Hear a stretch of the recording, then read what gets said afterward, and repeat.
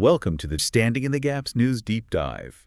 You know that friend who reads absolutely everything and then tells you the stuff that you actually care about? That's us. We're your one-stop shop for no spin, just the facts. And buckle up, because today we are diving into some really tense U.S.-Mexico relations. Oh yeah, and this deportation flight that has absolutely everyone talking. We've got reports from sources like the New York Post, NBC News, Reuters, and we even found some spicy takes from X, formerly Twitter. On January 24th, 2025, Mexico basically just told the U.S. nope to a U.S. military plane that was full of deported migrants. Right.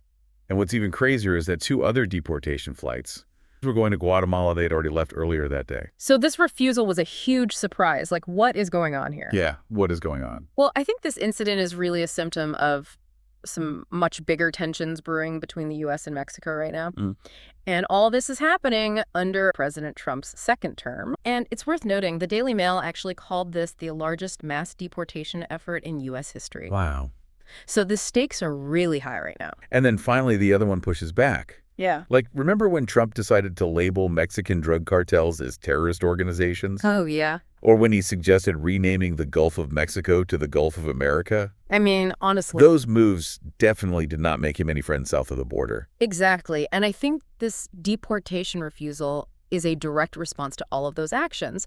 You know, Mexico's pushing back. They're saying they're not okay with the U.S. acting alone on immigration without even considering how it will impact them. Yeah, I get that. So this raises some really interesting questions like, how do these domestic policy decisions have such major ripple effects on international relations? And what do you think about this? That's a great question. And I think it's really important for all of us to be considering the whole picture here. Right? We can't just be looking at this one incident in isolation. We need to look at the historical context, the political motivations, the potential consequences of all this. What's the fallout going to be? This is a big deal.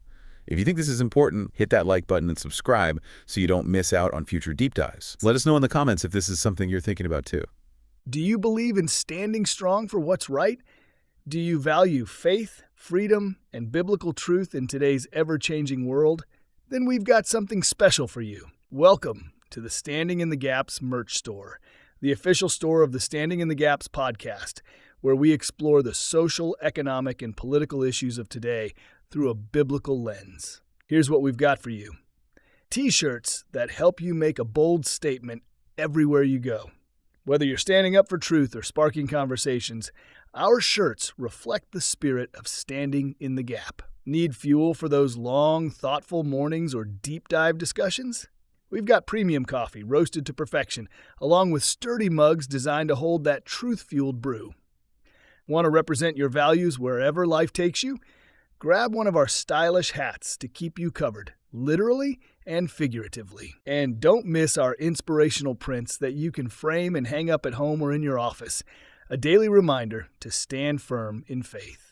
But that's not all. From accessories to gifts, we've got a variety of items that let you stand out while standing strong for what you believe in. Every purchase supports the mission of Standing in the Gaps, helping us continue bringing you insightful content, meaningful conversations, and the courage to face the tough topics. So what are you waiting for? Visit Standing in the Gaps merch store today. Link is in the description. Grab some gear, enjoy some great coffee, and help us keep bridging the gap in today's world. Together, let's stand for truth. Together, let's stand in the gap. So going back to the issue at hand, the Daily Mail actually highlighted something really important, like deporting migrants to a foreign country. That actually requires permission from that nation. Oh, really? Yeah. And in this case, Mexico just straight up said no. And they're allowed to do that. It's in the rules. So this wasn't just a logistical hiccup or something? No, this was a deliberate move. It was diplomatic. And to add fuel to the fire, Reuters reported that this might actually be the very first time that military planes have even been used for deportation flights since Eisenhower. Really? Yeah.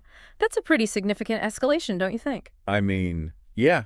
Yeah, it is. Wow. It really adds another layer of complexity to this whole situation. Yeah. You know, and some people are raising concerns. They're worried about the use of military resources for something that should really be a civilian law enforcement action. Yeah. This is where it gets really interesting, because this raises questions about the militarization of immigration policy. What does this mean in the long term? Oh, yeah, that's a great point. Are we going to be seeing more military involvement in immigration enforcement? What kind of message is this sending to Mexico? What about the other countries in the region? Most importantly, what about the people? This is affecting humans. These are real people who are stuck in the middle of this political tug of war. The New York Post reported some pretty stark numbers. As of Friday night, ICE had made 593 arrests, with 449 detainers lodged. These aren't just statistics. These are real individuals, families, communities whose lives are being completely turned upside down by these policies. This is really where the rubber meets the road. We can talk about policy and politics all day long. Yeah. But we have to remember that these are real people with hopes, dreams, and families It's easy to forget. who are being impacted by all these decisions. It's huge. Yeah, it's a huge impact. It is. These deportations are like a really stark reminder that behind every single headline, there's a real person whose life is being turned completely upside down. It's true. It's Yeah. easy to get lost in all the back and forth and the political side of it. But we can't forget that there's a real human cost to all of this. So what do you think is driving this, really strong stance that the Trump administration is taking on immigration? Forbes pointed out something pretty interesting. President Trump made immigration a cornerstone of his entire presidency, both in his first term and now in his second. His administration has enacted a whole bunch of policies to try to reduce illegal immigration. Like what? Things like increased border security, stricter enforcement of existing laws, and limits on people seeking asylum. Right. And those policies, they've definitely caused a lot of strong feelings Oh, yeah. on both sides of the issue. Definitely. Some people argue that these measures are totally necessary, right? Yeah. To maintain national security, Yeah. to uphold the rule of law. Yeah. And they're concerned about drug trafficking, crime, and strain on social services. Do you think that those concerns are justified? I think it's important to acknowledge those concerns, but it's also really important to think about the other perspectives too, right? Like Mexican President Claudia Sheinbaum, for example, she's arguing that these policies are inhumane and they're actually counterproductive in the long run. Okay. Reuters quoted her as saying that Mexican immigrants are actually vital to the U.S. economy and that these mass deportations could end up having really severe economic consequences. So that economic angle is something we should probably unpack a little bit. Sure. She makes a good point. What are the potential costs and benefits of all these policies? How are they affecting businesses? What about the workers and the overall economy? It seems pretty short-sighted to just focus on one side of the equation, don't you think? I totally agree. It's a really complex, right? And there are no easy answers. But it's definitely a conversation that we need to be having. We need to be looking at all sides. And I think it's important to look back at the history of U.S.-Mexico relations as well. It's always been a complicated relationship, hasn't it? With times of cooperation and times of, tension. For sure. And this current standoff over immigration, it's just the latest chapter in this long and complicated story. Absolutely, it is. And it's a reminder that these issues don't exist in a vacuum. They're tied to decades, even centuries, of shared history. That's true. The Daily Mail pointed out that this deportation incident comes at a time when tensions are already running super high between the two countries. President Trump's rhetoric and his policies haven't helped to smooth things over. And Mexico's refusal to accept this deportation flight, that's a clear signal. They're not happy about it. It's a bold move. It's like they're drawing a line in the sand and saying, we're not going to be pushed around. We have our own interests, and we're going to defend them. So it feels like we're witnessing a turning point in the relationship. Yeah, it does. So where do we go from here? What do you think? It's hard to say for sure, but this situation has highlighted some key issues we can't ignore. And this isn't just a bilateral issue between the U.S. and Mexico. Oh, you're right. This has broader implications for the entire region. You're right. We can't forget about the other Central American countries. What about Guatemala? They're caught up in this, too. What? They're receiving deportees on those military flights. This isn't just about two countries. No, it's not. It's about a whole network of interconnected relationships Absolutely. and the impact these policies have on everyone in the region. This situation really underscores the fact that immigration is a regional issue. Yeah. And it demands cooperation, real collaboration between multiple countries. A simple problem. And if we want to find solutions that are both effective and humane, It's going to take everyone coming to the table and working together. This is why we love doing these deep dives. We get to really explore these multifaceted issues and unpack the complexities that are often overlooked in the daily news. If you're finding this discussion insightful, hit that like button, subscribe to our channel for more deep dives like this. Drop a comment below, let us know what you think, your perspective, all that. What are your thoughts? We love hearing your thoughts. It's so important to stay informed and engage in a thoughtful dialogue about all of this. This isn't just about politics. It's about real people's lives. Absolutely, and it's not going away anytime soon. So let's break down what this standoff could mean for the future of U.S.-Mexico relations and immigration policy overall. Yeah. So where do we go from here? What does this whole standoff mean for the future of U.S.-Mexico relations and immigration policy as a whole?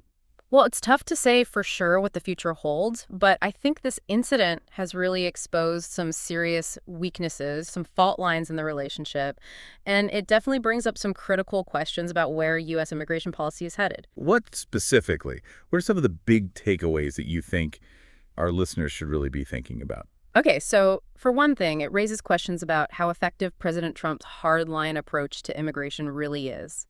Is it actually working? Is it actually deterring illegal immigration, or is it just creating more chaos and making things worse with Mexico? That's a good point. And what about the use of military aircraft for these deportation flights? Is this something we should be worried about? Are we going to see even more military involvement in immigration enforcement down the line? That's a big concern for a lot of people. Using military resources for something that should really be handled by civilian law enforcement feels like it's crossing a line. Yeah, I get that. And it could have some pretty serious unintended consequences. And it sends a strong message to Mexico and the other countries in the region. Absolutely. And we can't forget the human side of all this. What's happening to the people who are being deported? Are they being sent back to dangerous situations? Are families being torn apart? These are real people with real lives. Absolutely. They're the ones caught in the middle of this whole political battle. We need to remember that immigration isn't just some abstract political issue. It's about human lives, human stories, and human dignity. It's so easy to get wrapped up in all the political rhetoric and forget that there's a human cost. Yeah. We need to approach this issue with empathy and compassion. We need to actually think about the perspectives of everyone involved. We need to move past the sound bites and partisan talking points and actually engage in a conversation about immigration that's nuanced and empathetic. And for those listening who want to dive deeper, we've included links to all the articles we talked about in the show notes. Check them out, form your own opinions. What do you think? And if you're enjoying these deep dives, if you appreciate the in-depth analysis, we would love for you to support our GoFundMe campaign. We're trying to raise money to upgrade our equipment, like, webcams, studio microphones, editing computers, so we can keep bringing you even better content. Every little bit helps us reach a wider audience and continue doing these deep dives. Every contribution helps us keep doing what we do. We want to hear from you. Let us know your thoughts on this episode in the comments. Do you think Mexico was right to refuse the U.S.? What are your thoughts on the Trump administration's immigration policies? Share your perspective, and let's keep this conversation going. Thanks for joining us for this deep dive into U.S.-Mexico relations and the complexities of immigration policy. Don't forget to like and subscribe and hit that notification bell so you never miss an episode. Until next time, stay curious.